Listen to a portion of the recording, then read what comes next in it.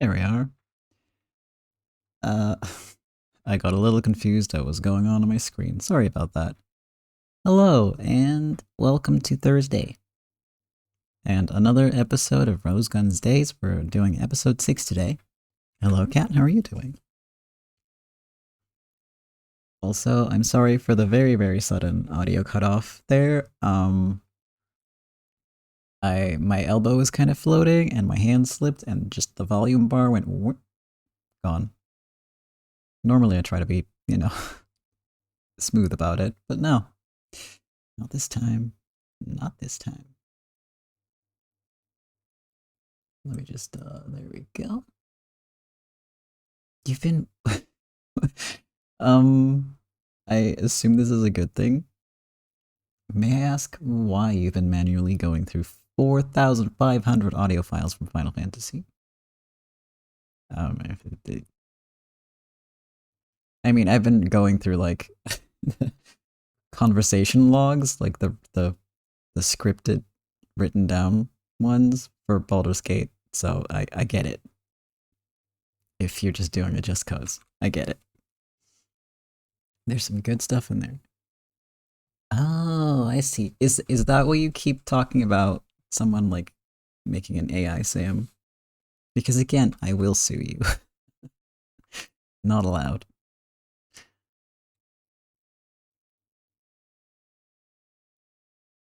Not even if it's for like private use. Just say. Good, good, good, good. I mean, I didn't think you would. Not really. Um, let's see. What do we normally do when we begin with an episode? Oh yes, I remember. Um, I'm gonna say recap first this time, and then content warnings. Let's see, let's see. I have it written down again. Because I'm getting better at this streaming thing. So last time, the Primavera crew joined up to discuss all their plans. Um, they all basically decided we're going to work together to put a stop to Caleb and to help prevent another crime boss from basically picking up where Caleb left off using the power vacuum. They're gonna try to prevent that from happening by using Rose as a sort of figurehead for Primavera as an organization to fill the void themselves. And they all, well, it culminates in this moment where it's like, all right, you gotta let me know that if you're in or out, because we might get, this might cost us our lives. At which point, Wayne, Mad Dog Wayne, leaps out from the bushes because he was clearly waiting for the dramatic moment to hop in there, kneels in front of Rose and is like, "Make me your mad dog" or something like that. And it's hilarious, but he's still alive, turns out, and so is Claudia. At the docks during, after, before the explosion, during the explosion, I think. Wayne manages to drag Claudia into the water with him, keeping them both safe, ultimately. Although Claudia does have a leg wound that um, is pretty significant. So she's not around right now because she's recovering.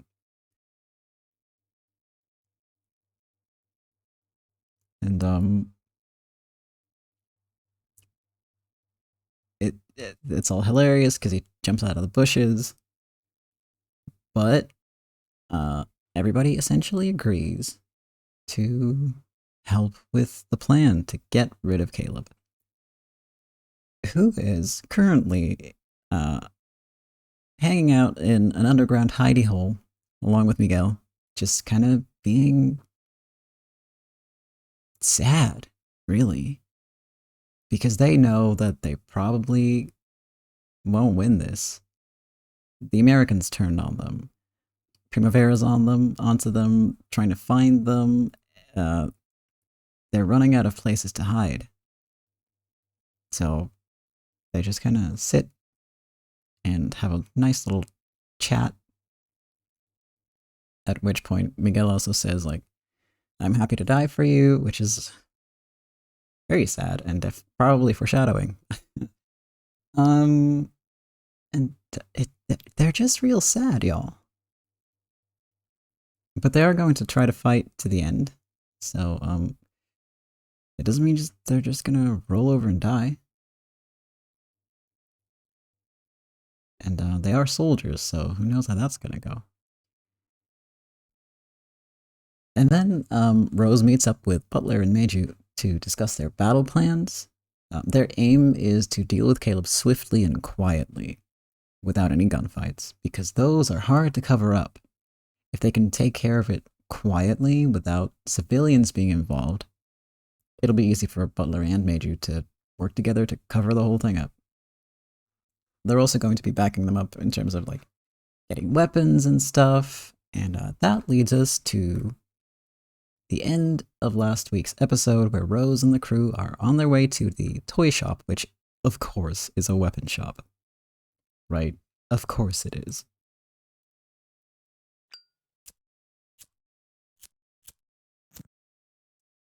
Because weapons are toys, I guess. And that's it. That's the whole ramble. Not a whole lot happened last time because I got very distracted with many things, and also had to quit a little early because my voice hurt. Well, at this Toys R Us you can get guns for sure. I don't know if...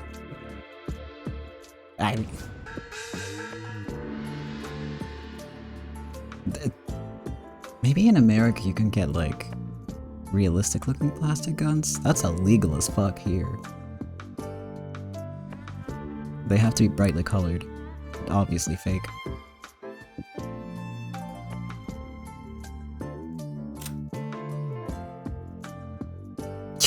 That's a good point. You know, get them started early, yeah. Also, since this series deals with some heavy subjects, we have our content warning. And I did a little update, so take note. This is the little update that I was talking about last time, and these are all individual things that have been... that have had warnings added for the YouTube VODs, so... hopefully I am covering the whole, you know, everything. So yes, content warning for this story. Violence and gun violence, not with plastic brightly colored guns, but real ones. Racism, sexual content including references to assault, misogyny, alcohol abuse, and characters dealing with trauma, depression, and other mental health problems.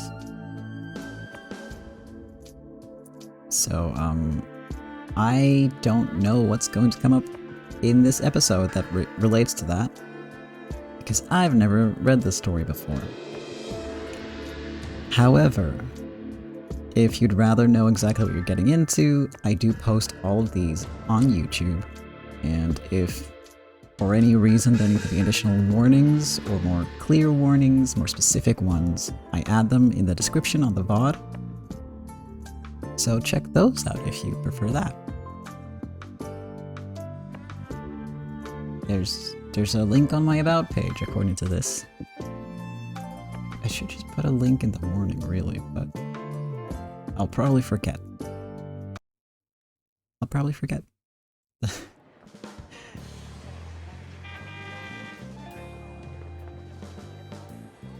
Alright, time for some water.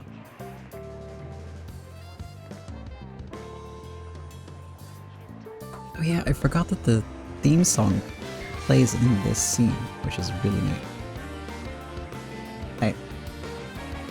Well, Stella's gonna Stella. That's just how she lives her life. I've completely stopped paying attention to it.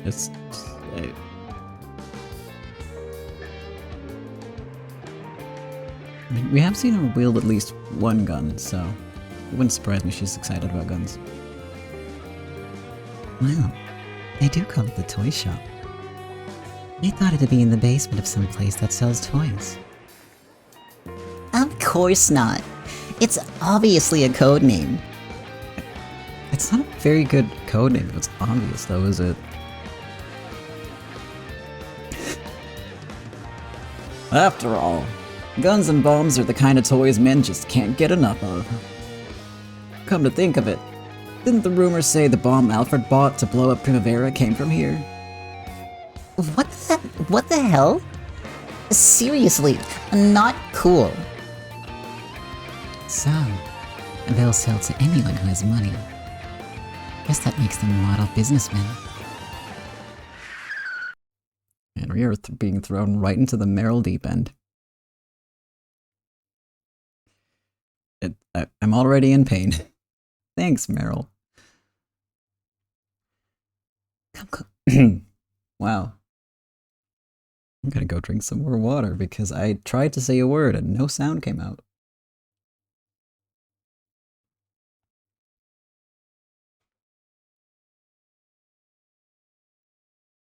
Come. This way. Come on in. Several large trucks were parked in the underground lot, which lay beneath the building on a dimly lit street that Meiju had guided them to. Oh, thank you for the save/hydration reminder. What appeared to be several dignified Chinese merchants welcomed Meiju with a silent bow. We have all sorts of weapons available here. I am certain you will find something to your liking.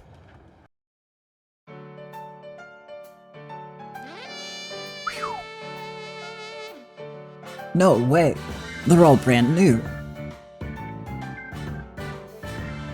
There was a line of weapon boxes in front of the truck's bed, with all sorts of handguns, machine guns, and grenades on display. It was like a weapon shop bargain sale. Cyrus's eyes glittered like a little kid's. Wow, I love stuff like this. These guns certainly do have Mafia written all over them. Meryl picked up a submachine gun with a drum magazine. It's always been a mystery, but just where in her slender body does she get the strength to lift up that giant hunk of metal? Ooh, Meryl, you've got good eyes. That's an M1... Sorry, just squinting if it was maybe like an... I couldn't tell if it was a 1 or an L. I don't know guns. I have no reason to know anything about guns. That's an M1928 with a drum magazine. Just pretend that that's what Cyrus always sounds like, okay? An American monster like that'll empty its 100 round drum if you just hold the trigger down for 10 seconds. Cool, more gun talk. No, that is a Type 28 automatic rifle. The newest model used in the front lines by the Chinese army. Whoa! And this isn't a... And isn't this an M3 grease gun? Not so. That is a Type 44 11mm submachine gun. The newest model used by elite Chinese army troops.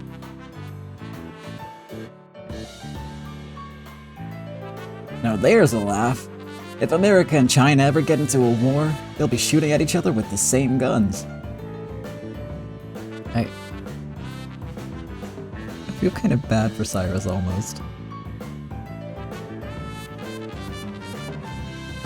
I doubt my thin arms will be able to manage a fierce machine gun like that. Is it outdated to use rifles like these, which you hold steady against your shoulder? Not at all. Compared to the young science of machine gun making, bolt-action guns are a well-polished art. It's got range, precision, and power too. If you use it right, it's no worse than a machine gun, even today. Yeah, he's just rolling with it, which, good job. I would I would still think back on that embarrassment 10 years later. And probably not sleep the same night, just out of embarrassment. We can all learn something from Cyrus here. But mostly me. To mafias, which specialized in mid-city gunfights with separations of less than 100 meters, their weapon of choice was the hand-to-hand weapon machine gun, which was short-ranged and imprecise, but capable of firing off a rain of bullets at once. Yeah, just don't take anything seriously and you'll never feel embarrassed about anything at all.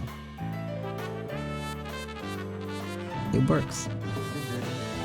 However, in this age, the machine gun was still a very underdeveloped weapon. It was still a long way from surpassing the bolt-action rifle, whose strong points have been technically refined during its long history.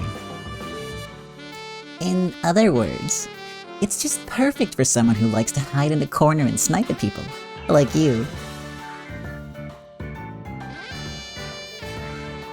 When you're going all trigger happy, that'd be the perfect chance to aim for your head and pass it off as a stray bullet. Hey, I know a cool little trick. If you really want to use a rifle right, you've got to start by looking down the barrel and taking a test shot. Thanks for the tip. Why don't you come over and give me a hand with that? The two of them started growling and having a staring contest. It's like bringing two chihuahuas with you. And the chihuahuas do not get along. Also, they have guns now. Don't give the chihuahuas guns. Meryl with a machine gun, and Stella with a rifle. Not a bad filling of their respective roles. After retaking Club Primavera, it would be a siege battle. Shots fired outside would damage the captain's reputation, so they would have to intercept the enemy reinforcements inside the building. When that happened, Meryl's barrage would probably make for a useful defense. And if Stella set up camp in the shadows of the stage, the whole floor would be within her rifle's range. When we break in, I'll use a shotgun. And after we've taken the club, we'll hand out guns to all the women who can fight, set up a barricade, block the back entrance, and... The gears in Cyrus's mind spin as he imagined the gunfight that would break out within Primavera. He looked over the pile of guns and ammunition with a practiced eye, rapidly making further orders and exchanges. One thing's for sure, we'll be giving the club a full renovation that day. I can introduce you to some splendid merchants in the area of interior decorating. Please feel free to speak with them at your leisure. Now there's a Chinese businessman for you. Nice and enterprising. Well, okay. After all, the American army is picking up the tab for all this. Stella and Meryl still seem to be in a scuffle over that rifle. By the way, Major-san, pretty sure that over there is one of our Japanese Type 38 infantry rifles. But could it be that it's a Chinese make too? He's learning. Hey, yeah, I don't think any of these guns are gonna be quiet. But hey, if the neighbors don't complain, they could probably get away with it.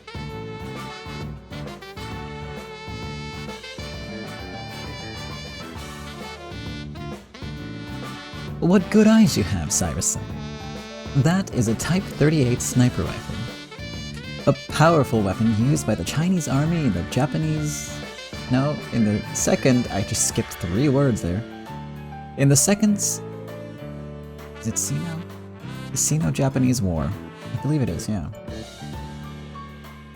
Dang. I can see why Japan lost to China.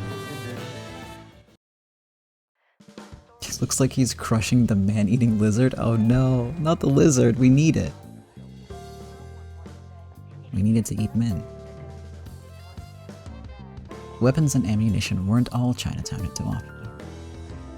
They also had trucks and such to carry it all, and apartments throughout the city to use as hideouts. Along with all this, they could also offer several other hard-to-get items with the passing of a single night. Cyrus and the others couldn't help but feel the advantages of Chinatown's backing. Alright, occupying forces headquarters. If wealth and force are equivalent, how much blood can you buy for a single bill? In underworld wars, people filled their machine gun magazines with stacks of money. Not literally, I hope. I feel like the gun would jam. Did you get the cash? Yes, the other day. We received it without issue. That's receipt-free money you have there. Use it however you like. Unless it's one of those money guns like in, Neil did. Also, I've set up a temporary account for your war funds. I'll transfer more money into that soon.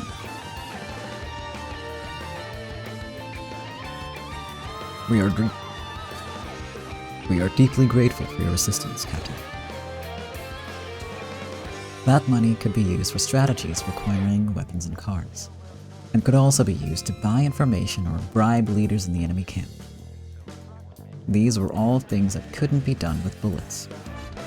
In a criminal underworld battle, wealth talked just as loudly as force. Just before Caleb broke into his office, Richard had hidden the contents of their safe. However, for safety reasons, that money had been left in a place where it would be hard to remove in the current uncertain climate. For that reason, this offer of cash from the occupying forces was extremely useful.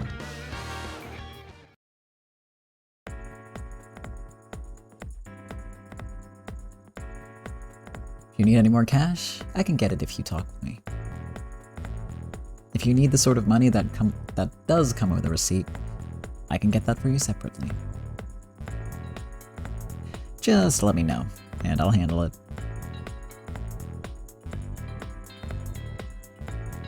I mean, they did get, what was it, 500 million? Or was it 50? It was 50 mil, wasn't it? So I guess it makes sense they have money to spare. Thank you, Captain. We won't forget what you've done for us. Of course. We'll be expecting a big payoff on this investment. Okay. Is everything else going smoothly? Are you getting your weapons alright? We have already made arrangement with Major regarding that matter. Cyrus is handling that side, so I doubt there will be any problems. Any clues as to where Caleb's hiding? Leo's group is planning to make contact with a powerful leading member of the Caleb family. Of course, we used Major Sun's information to choose a person very likely to lend an ear to our offer. He really is paying for his own rope, you're right. Not bad. Still, those Chinatown guys are pretty slick. Just saying this out of goodwill. But make sure you don't get too close to that Major man, okay?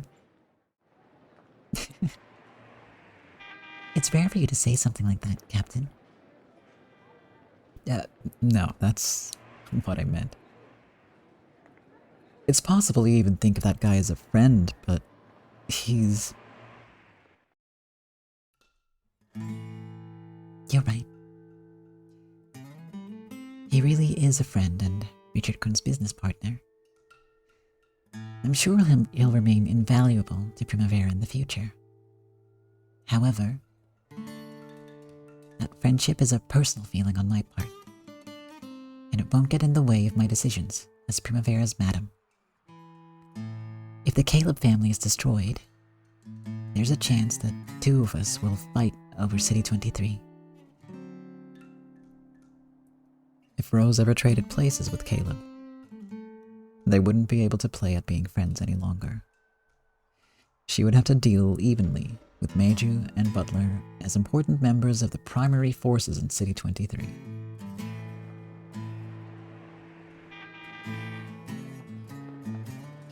We may be getting ahead of ourselves, but it's very reassuring to hear you planning so much in advance.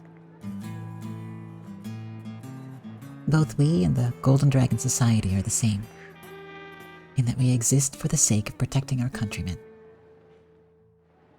In that sense, I would like for us to continue respecting each other as comrades. It's like you've learned a lot in a short time. I like the innocent Rose-chan, but I think I'll be able to find a whole new kind of charm from this Rose-chan who's awakened to the criminal underworld. Feel free to fall in love all over again. Where's this confidence coming from? I like it. Now that I'm more of an adult, you won't be able to escape my charm. Very smooth. Even though hardly any time had passed since the incident that had sucked out all her vigor.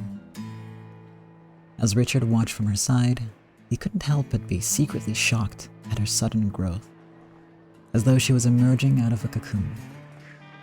That innocent frailness she'd once had, like a little girl who didn't know anything, was gone. In its place, he felt a sense of dignity worthy of a true leader. He felt as though he was witnessing the moment of a girl growing into an adult. A thought popped into Richard's mind.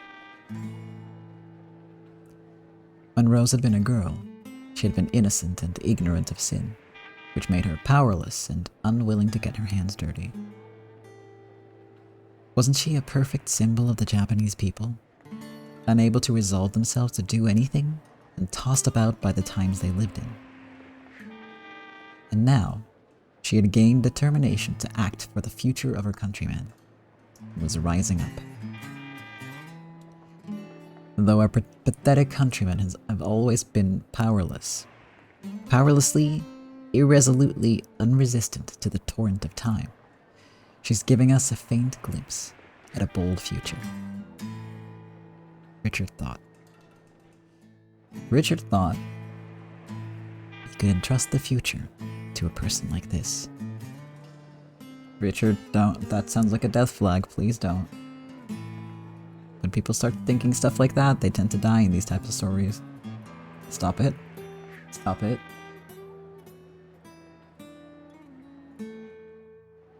She may still be far from reliable, but one day.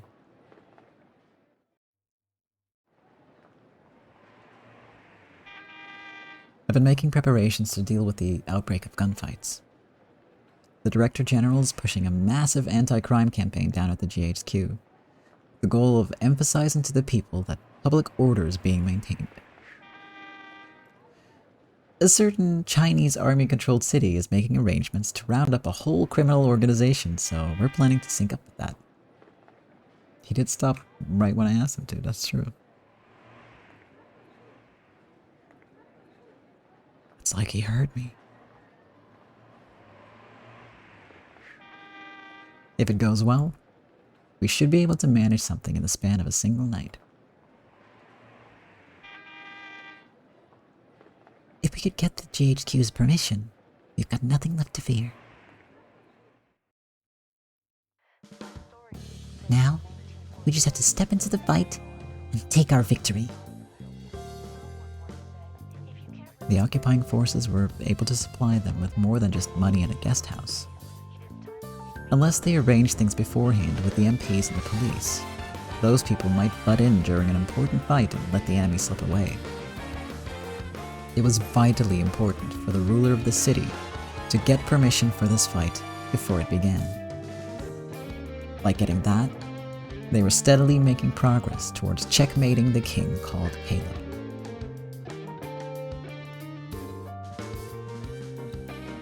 The rich bamboo salon. Dreams are even more precious for the poor. Gambling spots give them a momentary dream, promise them poverty tomorrow. It's illegal, of course. It's also the base of a family that surrendered to Caleb.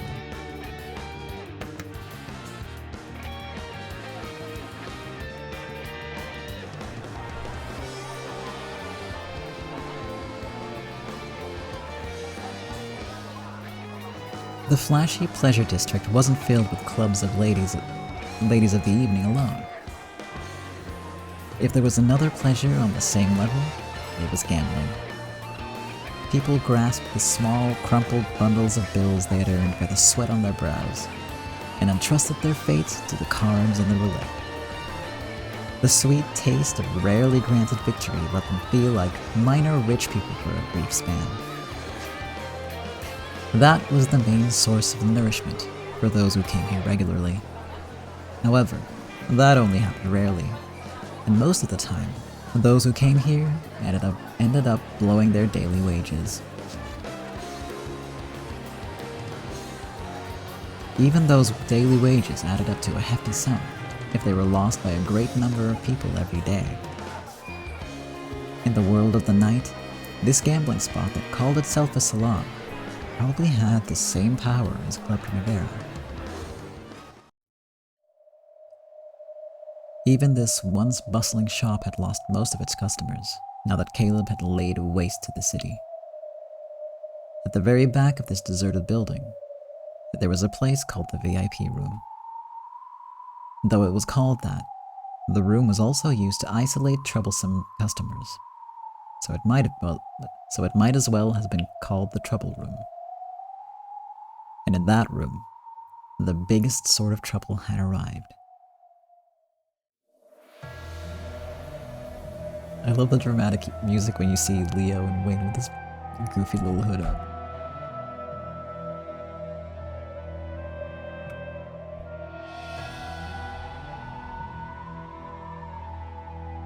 Like, look at these two brightly colored idiots. They're not idiots, of course, but they look goofy as hell.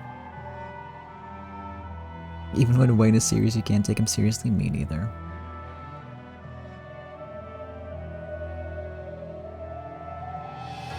Maybe it's like a peacock strategy, right?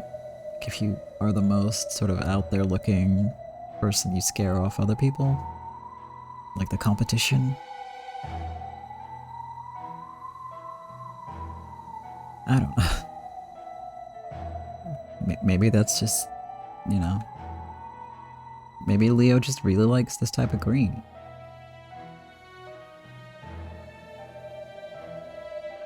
It's definitely a choice. It does suit him, you're right. Leo was lounging about on the VIP room sofa. Wayne had his back against the wall and was glaring about, determined not to drop his guard in any way. Across from them sat a man in a fine suit who looked like a boss. And a large group of glaring bodyguards. I love how this dude looks different than all the other, like, crime boys we've seen so far, and yet it's just generic as hell. That's very impressive. Like, I know he's different and new, but I also can tell at a glance that he doesn't really matter in the grand scheme of things. That's very funny. I'm surprised you managed to show up here openly. Yep, it looks like you're just like the rumors say. Leo Shishigami-kun. And he is still called boss, that does help, yeah. Admit it, you were surprised to find I'm even more attractive than the rumors. I'm sorry, I did not expect that response. True. That's right, even better than the rumors. Wow, he just went with it. At least this guy's honest. I like it. When Leo took out a cigarette, the boss took out a gold-colored lighter and lit it. The boss was surprisingly young, and looked more highbrow than you'd expect from someone working for the Mafia. It's... Guys, I was wrong. I was wrong. He's not generic at all. He's a he's... It's Tomidake. Oh, wow. Wait, didn't he... I feel like he came up before. When did we mention him? In season 1 at some point.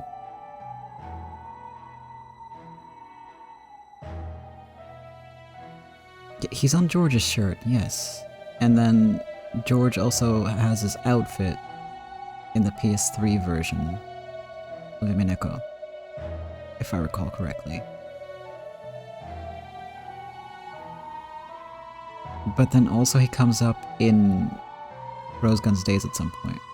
I know because I added like his whole deal with him making cameos to one of the fun fact section bits. Maybe all of that, like if he did get a name drop before, maybe he was referring to this guy. But also looking at him, I think like the hair is the same. And I'm pretty sure the first name is like just an Americanized, Englishified version of Tomitake's actual Japanese name. Like his real name. For some context if you're new here, Tomitake is a character in Higurashi no Nakukoro ni, which is a story by the same author.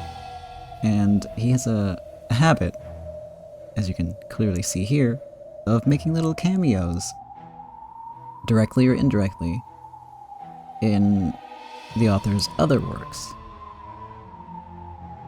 Yeah, he's the photographer, who I think starts out as like having a small-ish role and gets like upgraded to main cast member later on.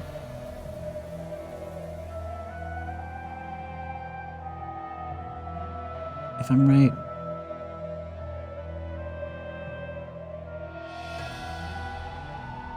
So that's the guy. I won't say any more because that'll be, you know, spoilers. I don't think it's much of a spoiler to say that, you know, you learn more about him because that's how the story is set up if I recall, so yeah. Anyway, that blew my mind a little bit. Because I was expecting to keep calling this guy boss the whole time. But no, that's not his name. His name was James Tomitake. After Alfred disappeared, he was the man with the second most influence after Caleb. The bosses of the other forces in the city, who felt antagonistic towards Caleb with his sudden expansion of power, once considered uniting under this man. Maybe that's when he got mentioned. However, after taking a composed look at the power balance of City 23, James had chosen to surrender to Caleb fairly early on. Because of that, the anti-Caleb forces were unable to unite, and they all ended up resisting on their own and being crushed on their own. It was even rumored that Caleb only managed to unite the underworld in a few short weeks because this man supported him.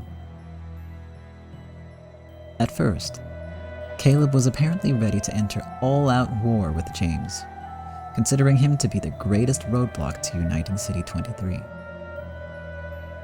However, since James had given in so easily, some people were now calling him a mere coward who made money off of amateur gamblers. Hey, watch how you talk to the boss. I don't mind. There's plenty of people out there who call me a coward. That's a fact.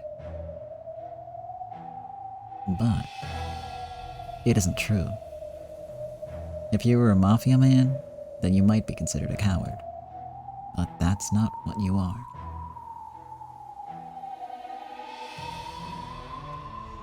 Nice place of business you've got here.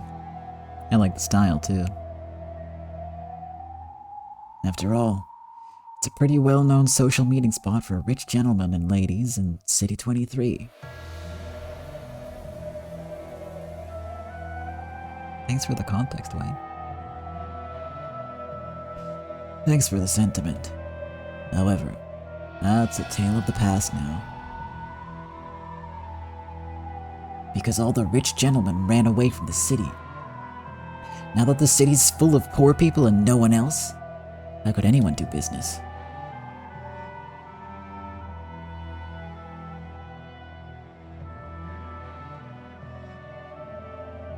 I believe gambling is a game for people who are well off and have money to spare.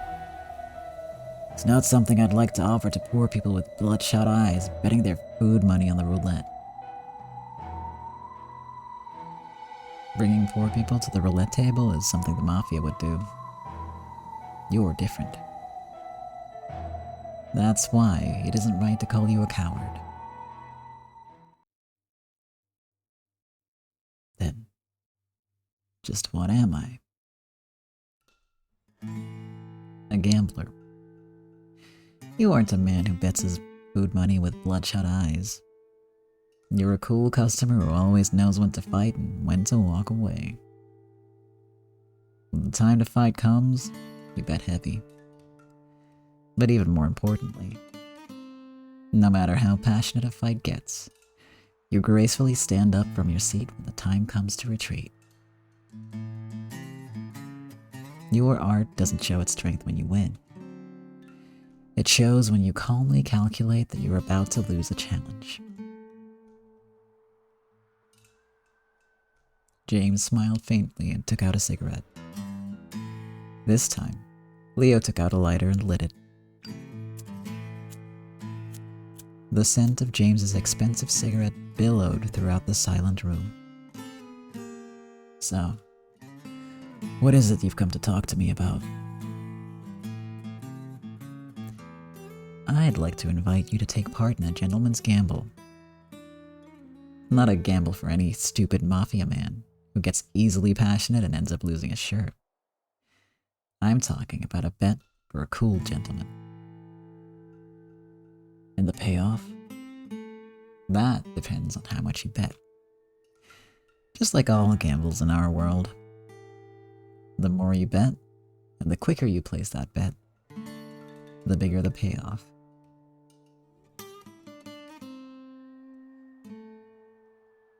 I never join in on a game on the spur of the moment. I prefer to watch and listen until I've satisfied myself before joining. Sure. Observing is a fine way to enjoy a gamble after all.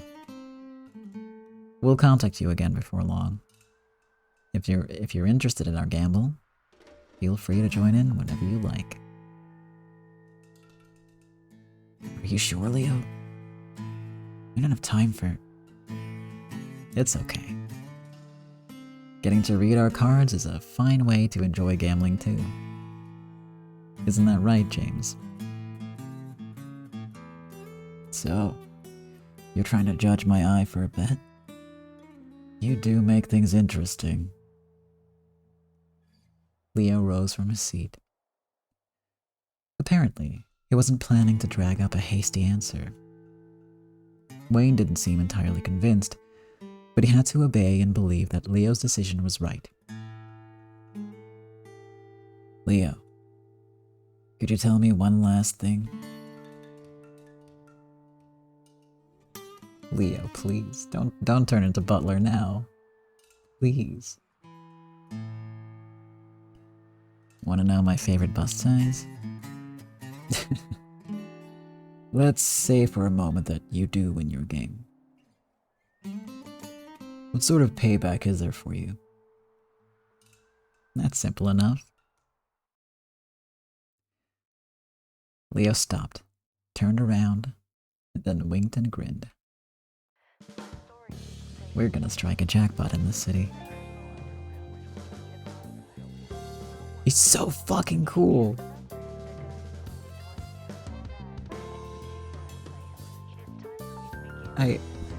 I wish this had gotten an anime, honestly, because that scene would have been extremely badass.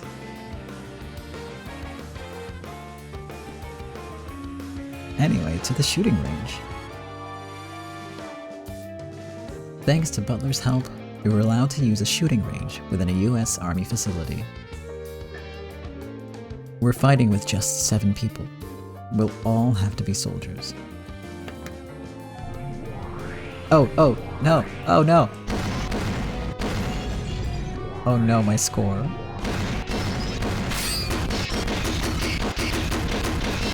I was not ready. Oh my god. I forgot this game had fighting in it.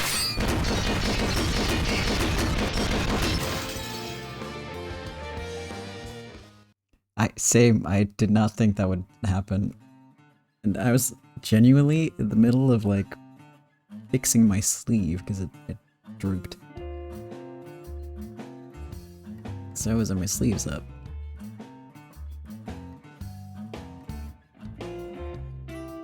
The elbows, they must be free. So I literally had my arms like as far away from my mouse as they could possibly be. Yep, no.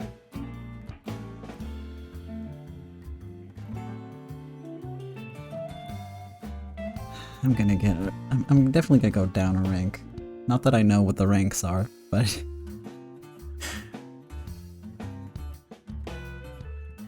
definitely caught me off guard. Now she's pointing a gun at me, which scary.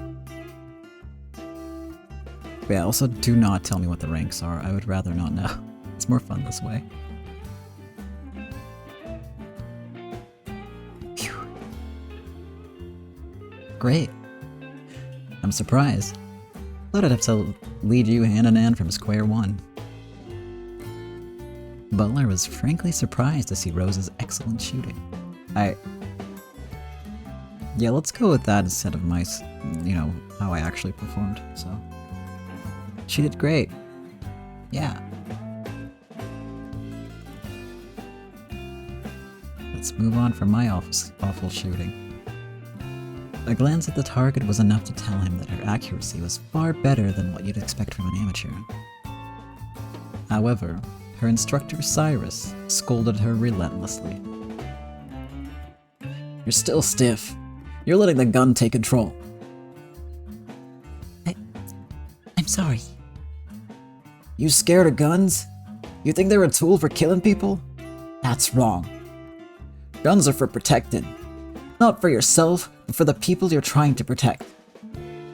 A moment's hesitation will give your opponent time to pull the trigger. Because of your hesitation, the bullet he fires might go through the chest of someone you're trying to protect. Shoot, shoot, shoot. A gun isn't a tool. It's a part of your body. Keep on shooting and shooting until it feels like a part of your hand. Yes, sir. Oh, here we go. That was a close one.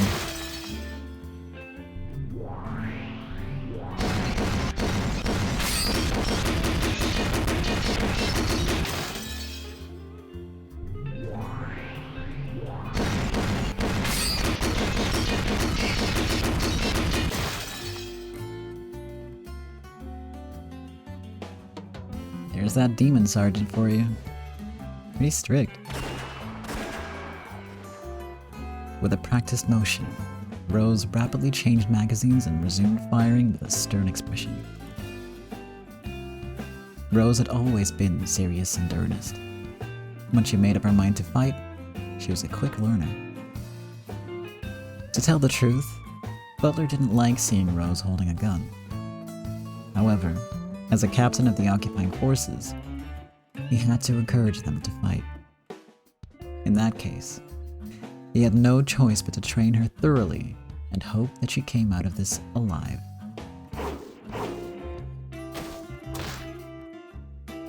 Did Wayne just fall over? Off to the side of the shooting range, Leo seemed to be instructing Wayne in combat.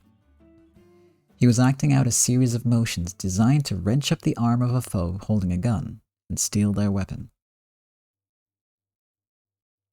Now there's a surprise. Didn't know the Japanese army had their own CQC techniques.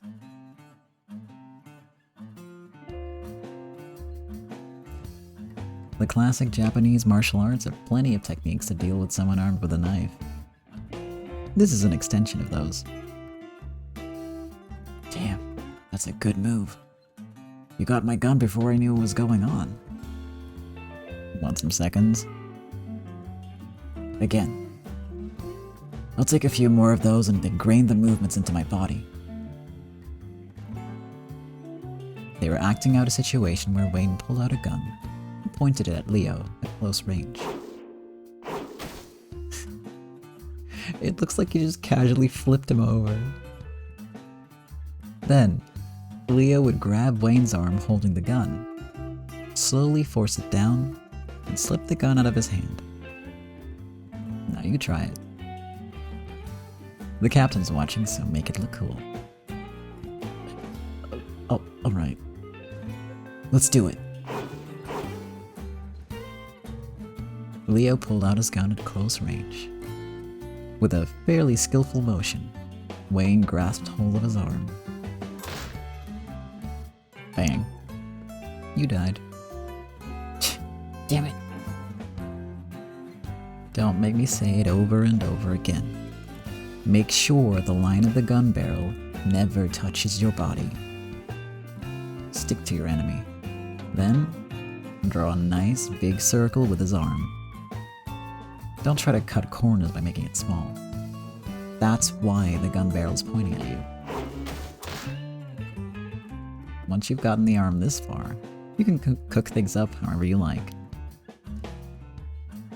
You might make a jab at their solar plexus, for instance. And if you spin their body around from here, they'll make a pretty good shield. Ow, good. Or you could try slamming them to the floor and whispering sweet nothings into their ear. I get it. Gah. I give up.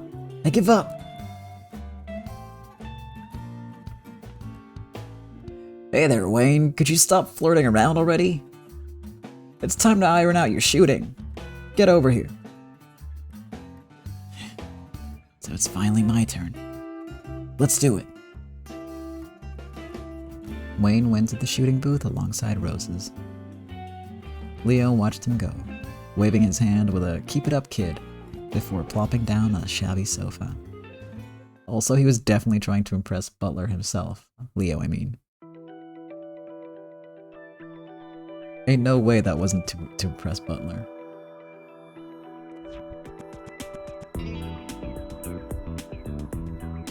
It hurts my heart to send a young man like that to the front lines. Wonder if that means I'm getting old. History has always been made by the young. It's not fair for old geezers to take guns out of the hands of the young and keep history all to themselves.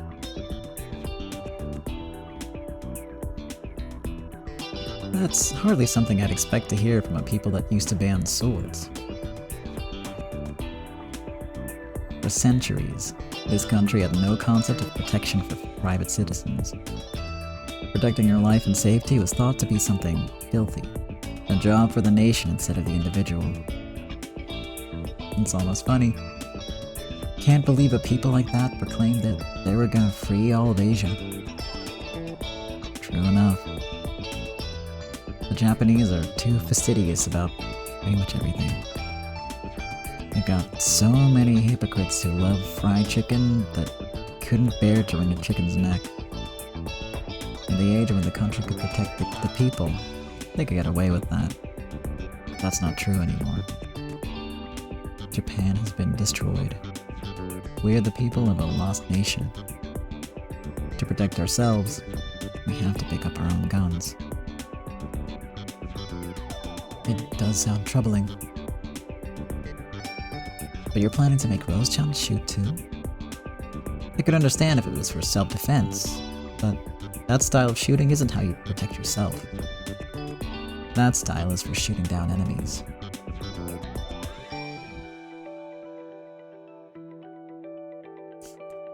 Cyrus makes it sound like Wayne's going to be working alongside the girls on the Primavera front lines. I mean, he is, because the girls got guns. So.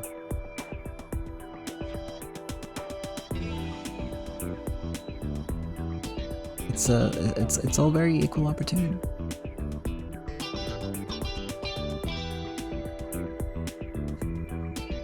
No, I know that's what you meant, yeah. They're you know, they're what's the word? They're all picking up the slack. Helping each other out with their tasks.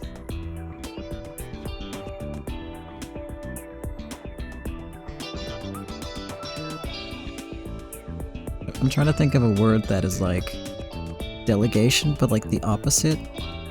Where instead of delegating a task, it's like you pick it up together. I think there's a word for that, but I can't think of the word. Oh well. Are you planning to drag her out into the gunfight too? Rose needs a legend. A legend? Yeah. She needs a legend about how she shot down Father Caleb with her own hands. A woman with nothing but good looks won't have enough charisma to control the criminal underworld. Are you saying she could become a woman of legend? She can't. We'll make her a legend in the City 23 underworld. Japanese men love romantic tales like that. Without at least something like that, she'll never be able to earn the respect of those mafia men. So, you're trying to make her the madam of the Primavera family in the truest sense. That woman will lead this city forward. Aww, that was cute. Okay, I didn't do too bad actually. But that's a downgrade for sure. Because we're back at Golden Eagle double guns, 1947. Ah, beans. I tried. The Rich Bamboo Salon. When we visited James's shop again, several powerful members of the Caleb family were seated there. To James, risk isn't just a thing to be minimized, but part of the investment. I didn't think we'd go back here so soon. When they called James to request a meeting, he responded saying that he wanted to introduce them to some people. In particular, several powerful leaders in the Caleb family. Every one of them had enough ability to rule over their own families. Now that Caleb had gotten himself stuck by letting the occupying forces provoke him and crossing several lines, these men weren't likely to continue swearing allegiance to him forever. On the inside, they knew their ship had run aground. However, it wouldn't be easy to betray Caleb, and they had nowhere else to go. In other words, James had brought together the key members that might possibly go along with Leo's plan.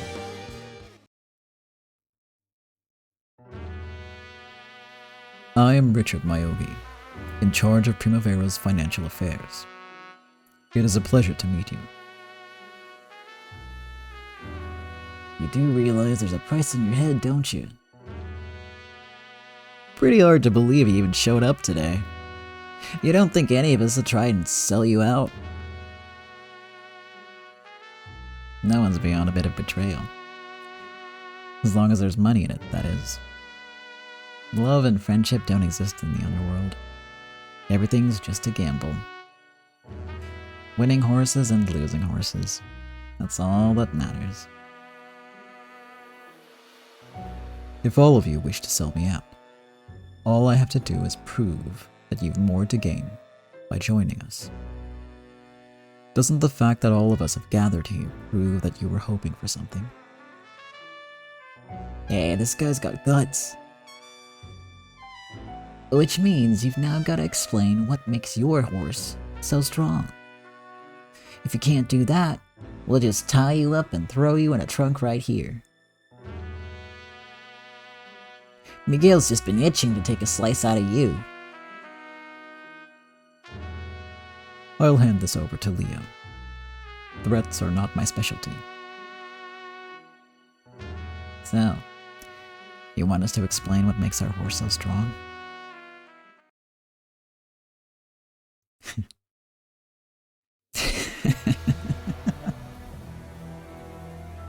What's so funny? You've let me down, James. Couldn't you find anyone better than this? What did you say? A little whore's bodyguard like you'd better watch his mouth. No need to get so fired up, everyone. It seems this meeting was arranged that a Primavera could present us with a small gift. All of us have it rough financially. Those are the times we live in, after all. Because of that, Richardson is offering to give us a little support.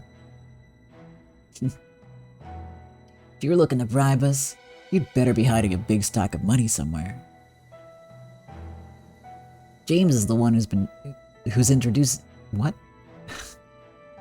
I confused myself, hold on. James is the one who's introducing you to us. Means we can expect a lot out of you, don't it? Richard, if you will. These are for you all. Please accept them.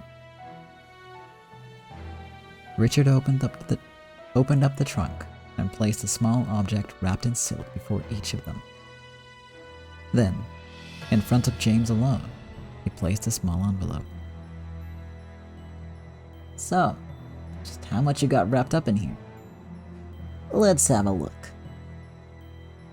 Isn't this a bit small?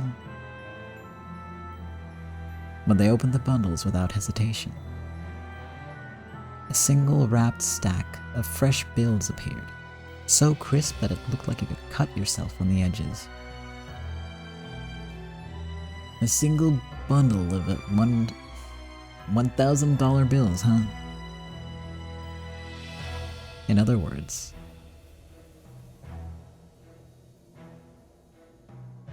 wait.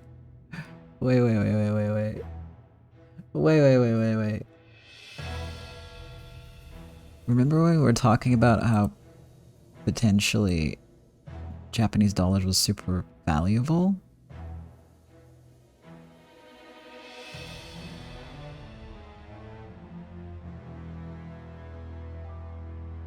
But then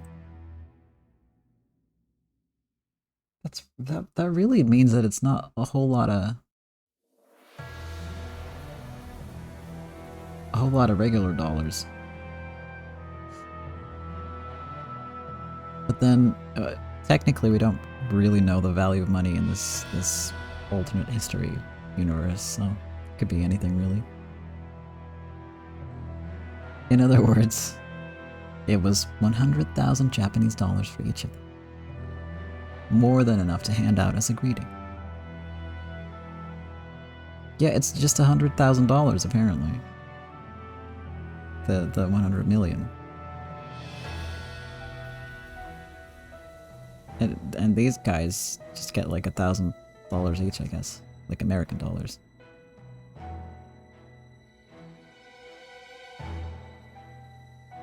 But apparently that's more than enough to hand out as a greeting, so probably valuable. More valuable than what we would assume it to be in current day and age. I don't know, money confuses me. Okay, no, this is an impressive amount apparently. Okay. Considering you've been on the run, this is pretty impressive. But if you put this on a scale with Father Caleb, it doesn't even come close, does it? Okay, but But Caleb just takes your money, he doesn't give you any money.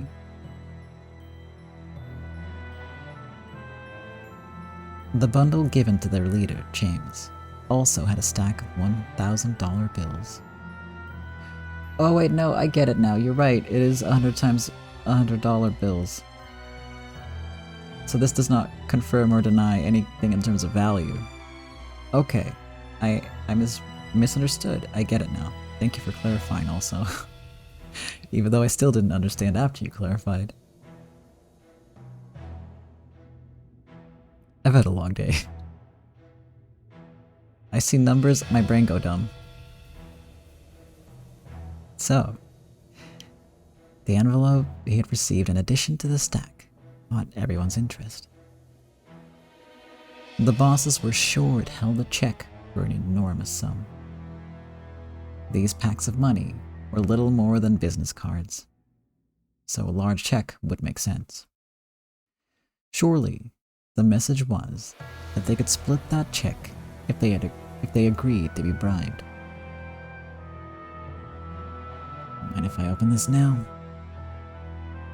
Please, go ahead. I thought you in particular would be pleased by that, so I brought it for you. Just a little surprise present. When James opened the envelope, another $1,000 note appeared. Just a single $1,000 bill. The boss's eyes went wide with confusion. Take a look at the serial number. Now there's a surprise. 77777 1 2 3 4 5 6 777777. How rare. That there's a gift from Madame Rose. You are a gambler after all.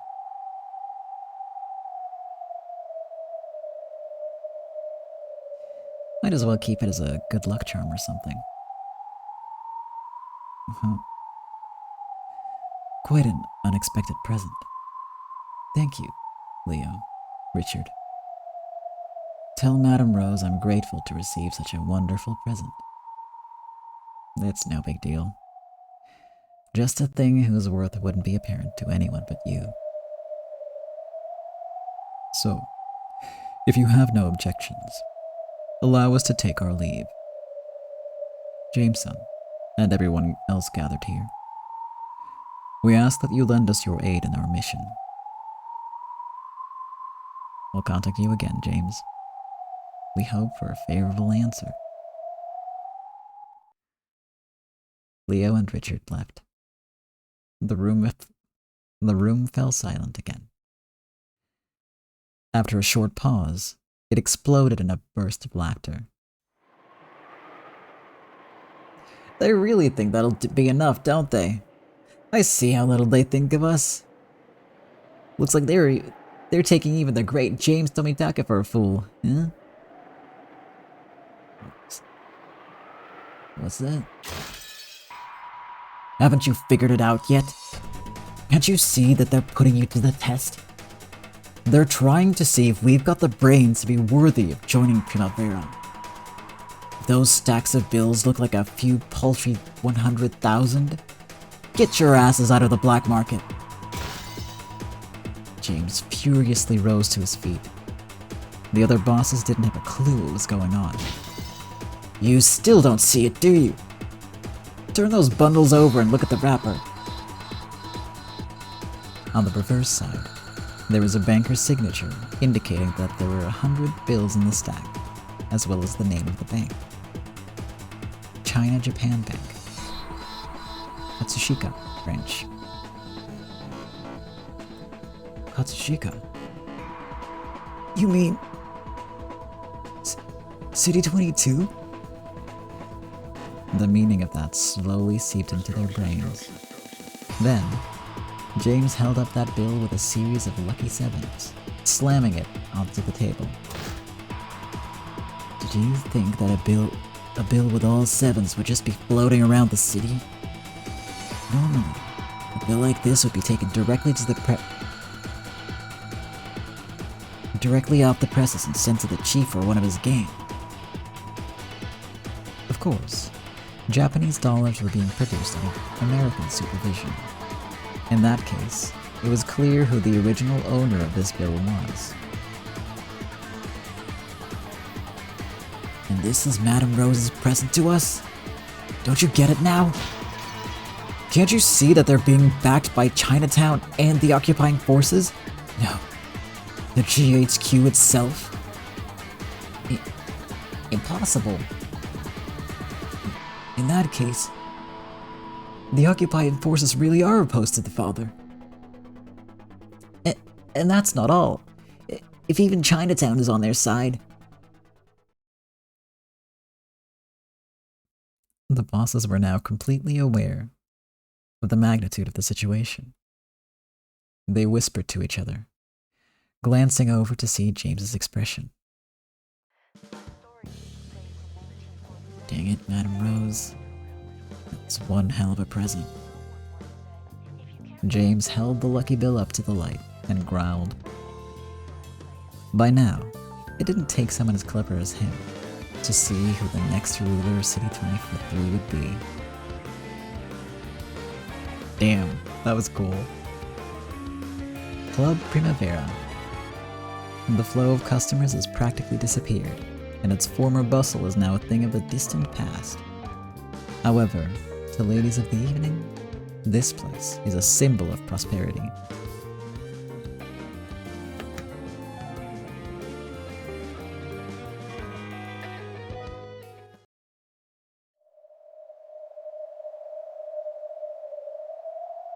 God, it's been it's been such a long time since we've seen the interior for this place.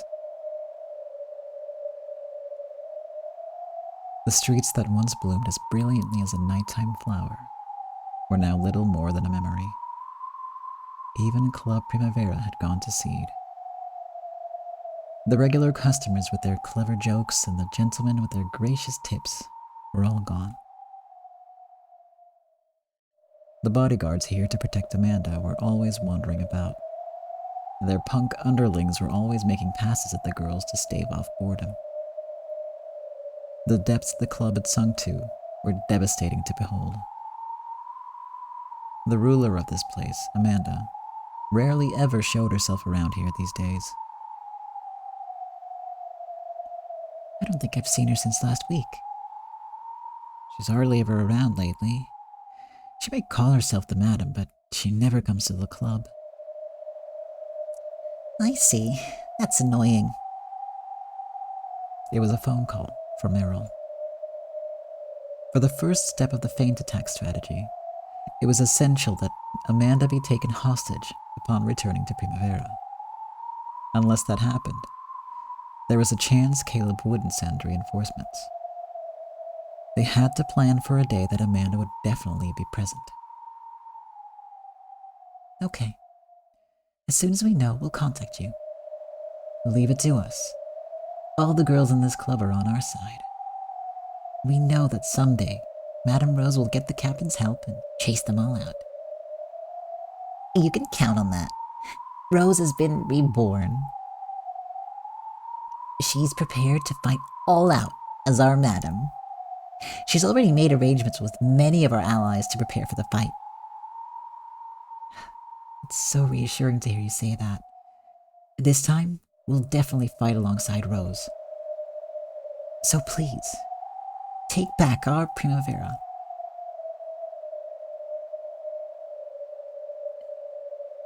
What you're saying, it's the complete truth, right? Of course. Rose will fight. Of course, we will too. However, I won't let anyone sit around and enjoy the show while we do all the dirty work. Of course. If you're asking us to take a gun like you and fight, that might be pretty hard. Still, we don't plan on sitting around. We'll give it our all too. The girls were doing every little thing they could to bear as much of the risk themselves as possible. After all, even contacting Meryl from this place, one of the Caleb family's favorite hangouts, was extremely dangerous in itself. They may not have been prepared to pick up guns, but their resolve was no less firm than if they were. Amanda is Caleb's one trump card.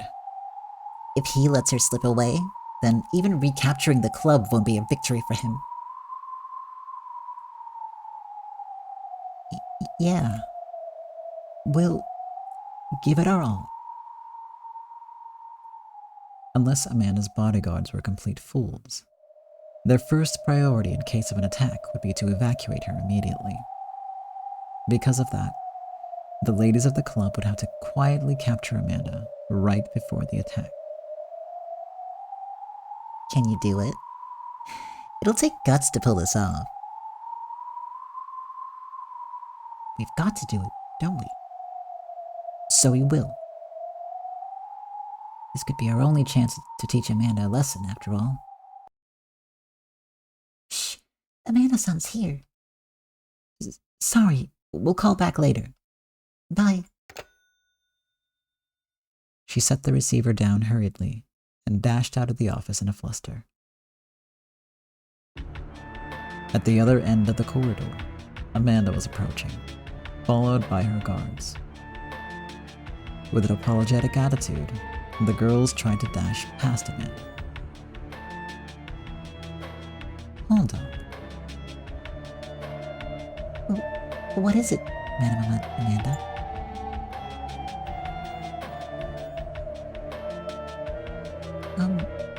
Is there something...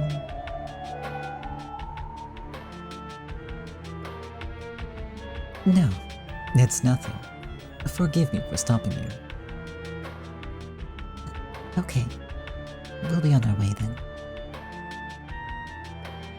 For a while, Amanda stared at their quickly retreating backs. As a leader among women, those creatures of strong instincts. What? Sure, let's just roll with that. Amanda's own intuition was considerable. She entered an empty office, but the scent and presence of those women still clearly remained. It was enough for Amanda to tell that they had been talking about something at length with sweaty hands. Something exciting and tense. What's wrong, madam? It's nothing.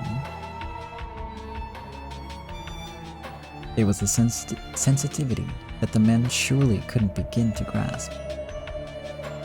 If she explained that the scent of those women still lingered here, they would probably agree to that much. But if she told them that they had been making a secret phone call to Rose's group, they would probably have said that there was no evidence. Really, on this sort of like women magically have more intuition than men train, huh?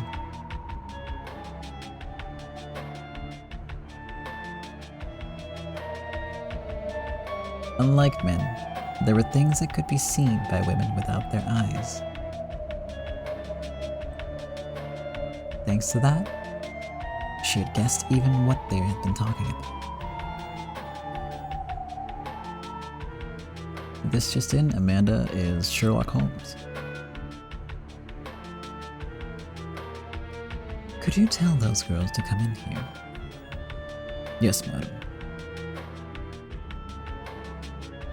Maybe she does have extra cones in her eyes that give her extra vision, but then how does she see? How does she know extra things without seeing? If the extra cones are there. Maybe the extra cones are in her ears.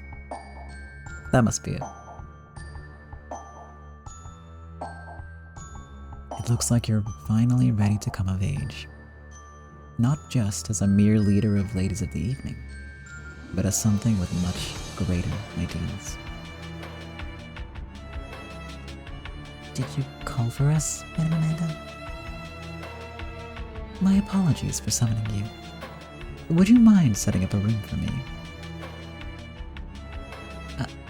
A room? It's been dangerous out there lately, hasn't it?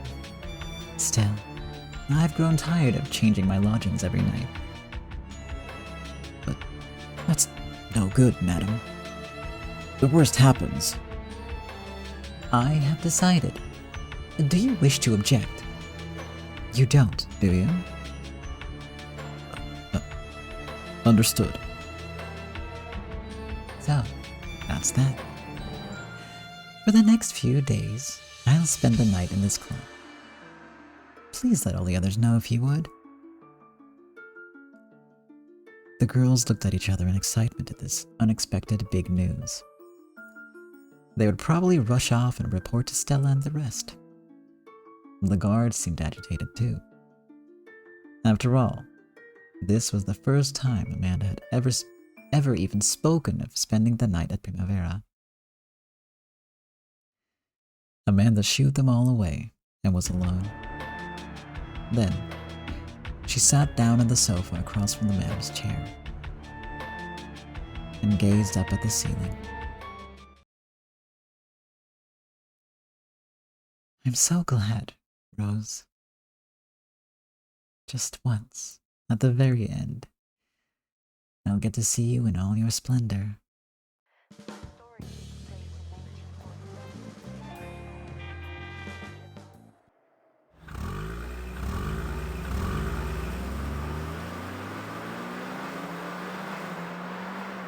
Three cars drove into an uptown back alley.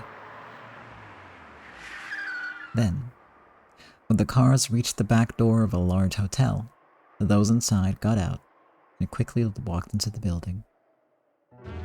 Caleb stood at the front of the group. The man who boasted of uniting the City 23 underworld and of dealing with the occupying forces on an even footing was now changing hotels every few days in fear of assassins. In the past, he had swaggered about boldly. However, now, he entered via a car parked at the back door, quickly disappearing inside without striding across the luxurious lobby. Damn it. It's enough to make you cry. Caleb, you shouldn't stand around outside. Yeah, I get it. You're right. After getting Caleb to move along, Miguel looked around in all directions. Once he was sure that there were no suspicious-looking people lurking in the shadows.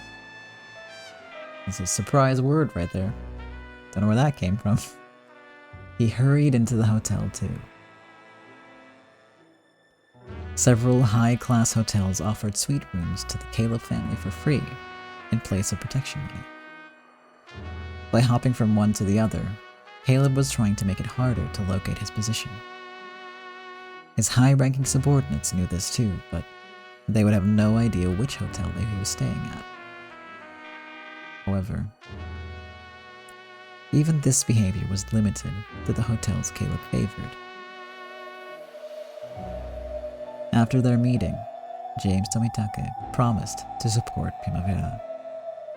Little by little, various bits of information regarding Caleb's surroundings were leaked out. Eventually, this evolved into a list of the hotels Caleb circulated through. Now, all that was needed was strength in numbers. And that was where Chinatown excelled. That entire sequence of events, from Caleb's cars approaching the back of the hotel to his men vanishing within the building, had been witnessed by a man looking down on them from a room in a nearby building. So, we finally got him by the tail. Information certainly is like a tail. If you pull it in slowly, you are bound to catch something big. That list of hotels we got from James has been a powerful weapon. Under normal circumstances, switching between hideouts isn't an effective way to hide. I guess it's under normal circumstances, with the emphasis on the normal part. True enough, it is a strategy used only when a fear of traitors exists. It means he knows better than anyone else. The curtain's falling on the Caleb Empire. All we have to do is give our stamp of approval.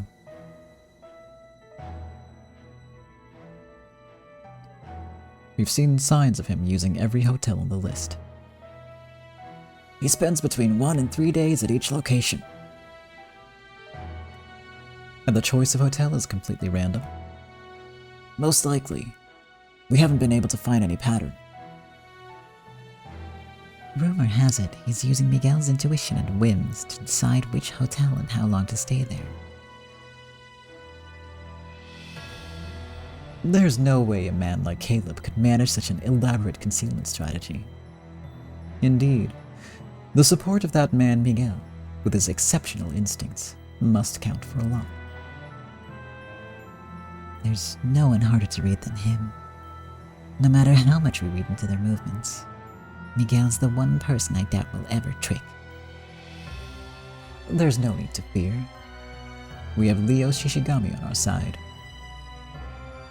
Okay, I get it. I'll start studying Chinese for real from now on. So could we please stick to Japanese, just for today? I'm sorry. I just slipped into Chinese. I guess you're the only one out of the loop. This here is the Belton Plaza Hotel. It is the furthest hotel from Primavera. In other words, X days whenever Caleb next visits that place. We'll make the enemy focus on Primavera, and have the captain block the roads. Then, the police will round them up, leaving Caleb isolated. We'll have no way to tell that he's coming to this hotel until immediately before he enters it, correct? Correct. All we can do is observe the hotel and wait for him to appear. In other words, we're all set to go, and now we're just waiting for Caleb. Well, as to that, wasn't the assault to be split into two groups attacking Primavera and the hotel? Have you finished selecting members for both groups? We've left it to Leo and Cyrus to decide that. They'll be the leaders of the two teams. Meryl and I will probably go to Primavera. I wonder which will become a fiercer battlefield. If the surprise attack succeeds completely, the hotel should be much safer. Caleb will only have a minimum number of bodyguards on him. On the other hand, Primavera will have enemy reinforcements swarming around it. However, I can't imagine Caleb and Miguel falling for such a surprise attack so easily. Exactly. We've got no idea which battle will end up being the fiercest. What do you think, Leo? I'm really sorry. Ni hao's the only Chinese I know. I can introduce you to an excellent Chinese class, Leo-san. The pause in the music there was so fucking funny. It's like, yeah, I don't know anything you just said. I almost heard like a record scratch there. That was great timing. And of course, the teacher will be one of those glamorous women you love so much.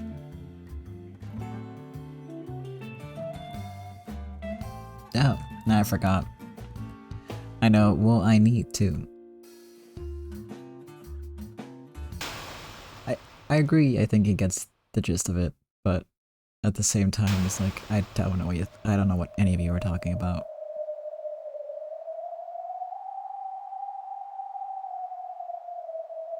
City 1, in the Tokyo metropolis, located in the old Chiyoda city. It had once been the core of the Empire of Japan, the place where all the authority and functions of the capital were gathered. That had not changed after the American and Chinese occupation. The headquarters of the Supreme Commander of the Allied Forces, otherwise known as General Headquarters, or the GHQ. On paper, the Japanese government still governed Japan after the ending of the war, but it goes without saying that this was a puppet government. Everyone who didn't conform to their views had been chased out of the administration. So, there could be no doubt that this place was the core of post-war Japan.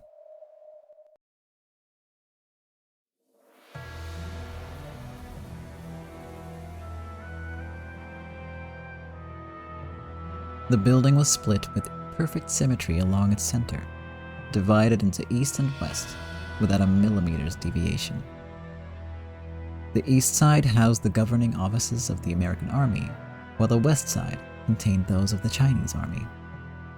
At one point, the two sides had been locked in a battle over which would name the supreme commander, the Japanese occupation.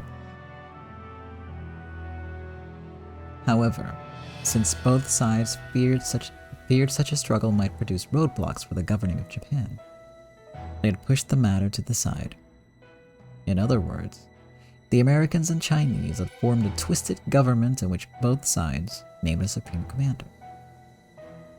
Decisions were made based on talks between the two.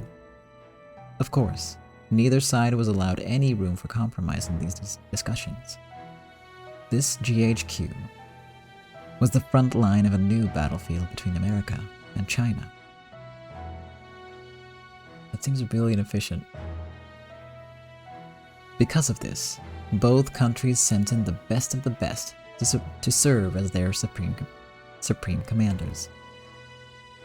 The Chinese government dispatched a man possessing one of the best minds in the entire CMC. Of course, the American government also sent in a man with a great mind.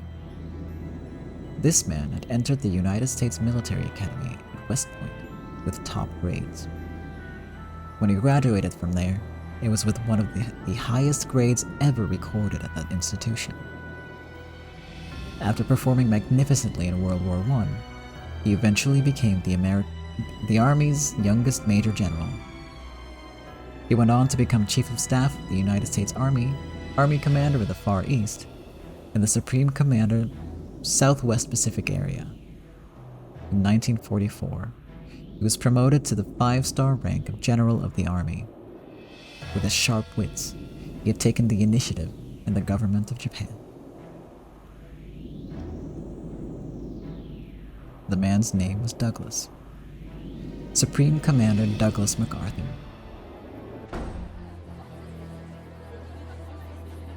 MacArthur walked out of the conference room, having a pleasant chat with the Chinese Supreme Commander, Liang, through an interpreter. Behind them followed the Directors Generals for the 23 independent cities within the Tokyo metropolis. The American and Chinese officers bowed to each other respectfully, or splitting off into their respective buildings to the east and west. That's a real historic figure. I was thinking that because it sounded really familiar, but history is like math to me, for the most part. That's not true because there's specific historical periods that I know a fair amount about, but it ain't this one. I know like stuff, mind you, and it's not as bad as math, I promise. I swear I know history stuff. I should not have made that comparison. I'm so bad at numbers that any comparison to my math skills is just like saying like I have no memories of this existing practically. Like, what are numbers, you know? I don't know. Thank you for believing me.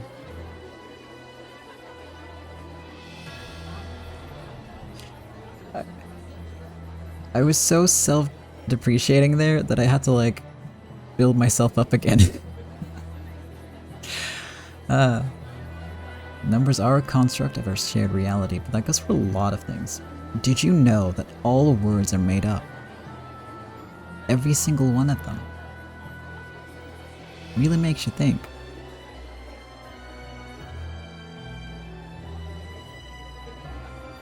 Anyway. You did good. Beyond the barrier formed by these bowing officers Butler stood. The last in the line of Directors General was the Director General of City 23. When he saw Butler, he signaled to him with a small nod. Butler turned and walked away, a satisfied smile on his face. Oh, the pieces are coming together. Welcome back, Captain. Congratulations, Rosan. Looks like we're go. Of course, that doesn't mean you get a blank check to run wild. I understand. Primavera and Caleb's Hotel. We'll endeavor to limit the gun combat to those two areas and to keep it as small as possible. On paper, this will be a military police operation for maintaining the public order. I'm counting on you. Got it? I understand. We'll see to it that nothing happens to tarnish your reputation, Captain. Wayne-kun, I know you might get overexcited, but we're trusting you.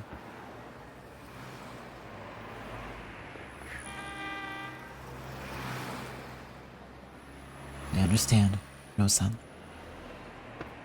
This isn't a straight fight between brats. It's war. You got that right. No doubt about it. This is war.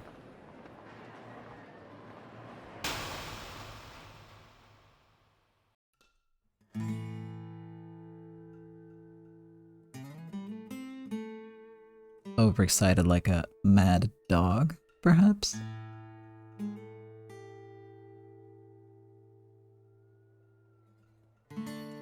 Okay. I'm going to do something wild and unexpected, and that is end on a cliffhanger. He does seem more like a puppy when it comes to this stuff, I agree. Yeah. Wow, you never saw it coming, did you? That I would end on a cliffhanger. Never done that before, ever. Nah, but like, I can feel kind of my throat sort of closing up a little bit, just from talking too much. And I've pretty much told myself at this point, like, if that starts happening, I have to stop pushing through it and continuing. Because I'd rather, like, take more breaks, take it slower with this series, and actually do like a really good job than just sit here in pain and sound less like sure of myself because like I'm literally in pain. Which is like, that's like the smart, mature thing to do, isn't it? You've been talking all day. I don't know what that's like. I talk for like an hour or two and it hurts.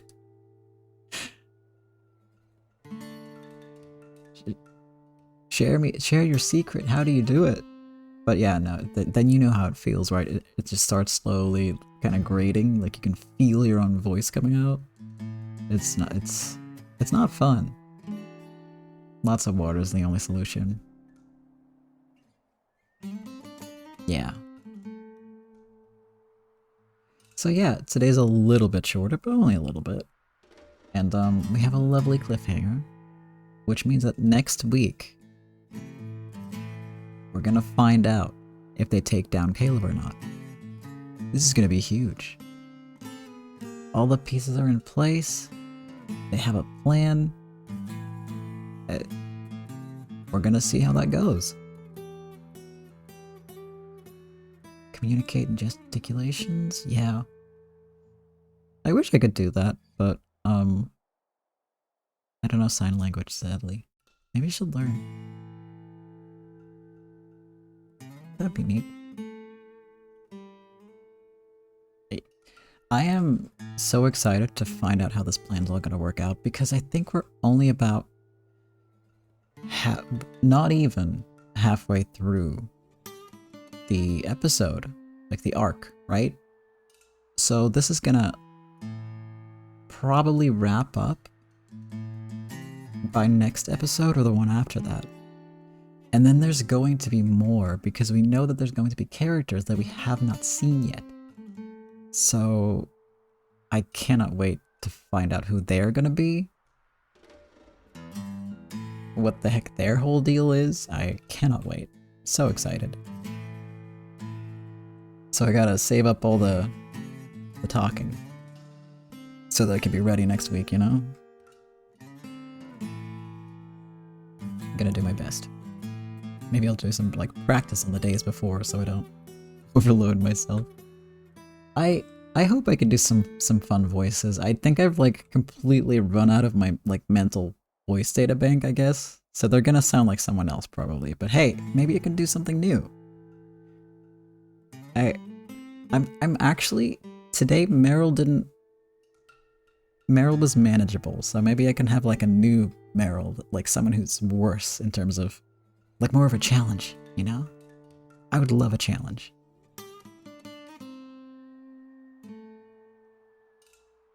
Because for as much as I'm probably not actually improving on the voice front, mentally there's improvement. Like I'm switching quicker, I'm coming up with new voices quicker. It's manageable. There's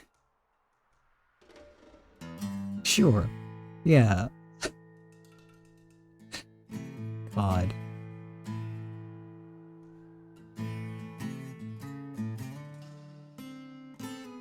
That blindsided me and now I don't know what to say anymore. That stunlocked me. Wow.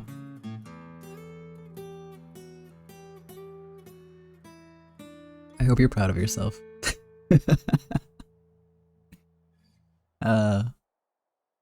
Yeah, so that's what's gonna happen next week. We're gonna find out if they take down Caleb or not. Maybe yes, maybe no. Maybe that's what the rest of the season's gonna be. Like they fail and he calls in some goons and the goons are gonna be the new people, you know? And he comes back stronger than ever. Like, you strike me down, I'll be back and I'll be worse. That kind of deal? Who knows? That's not how that quote goes, but you know what I mean. Unless you don't know what I'm talking about.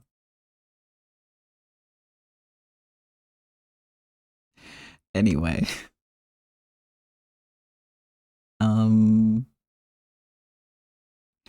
think it's like if you strike me down, I will return more powerful than you could ever imagine. Right? This is Star Wars. That's all I know. It's Star Wars. No,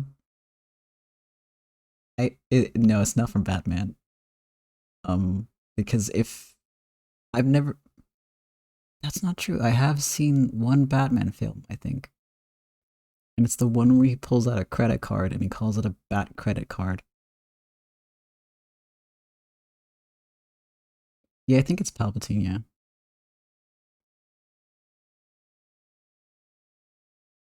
But yeah, the only Batman film I've ever seen is the worst one. Though I guess it's debatable if it's the worst one, because at least it's like funny. The one with Danny DeVito. I can see that being the best one. That he plays the Penguin, right? I do remember that.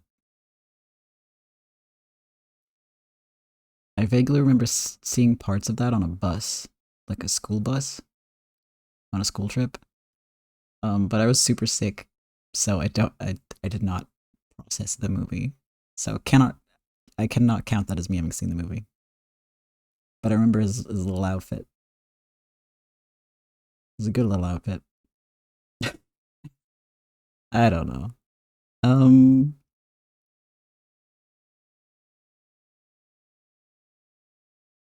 I'm trying to remember if there's anything I'm forgetting, but no.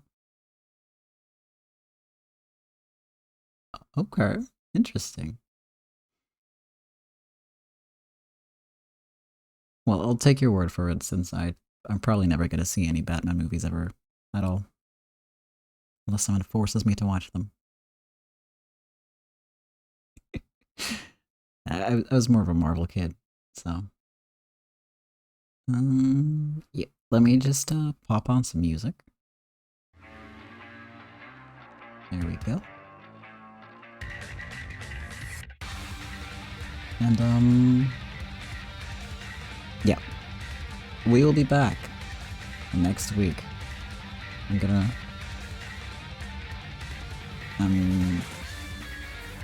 what do I normally say at the end of these? We'll be back next week. I'm gonna put the VOD up on the YouTubes. The tubes of you. What?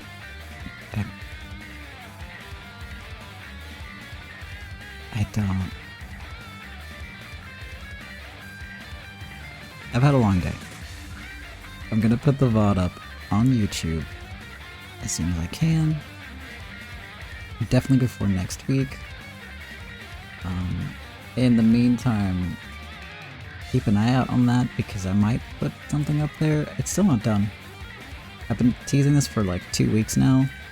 It's not done yet. There were some audio issues that I had to fix. I did fix them today, but it's not done. But eventually I will upload things other than Rose Guns Days to my YouTube channel. And there will also be some things I'm playing with friends that will be uploading to the YouTube channel. And when they're out, they're out. And I'll stop mentioning them now. But yeah, until next week, yes, there will be more shorts.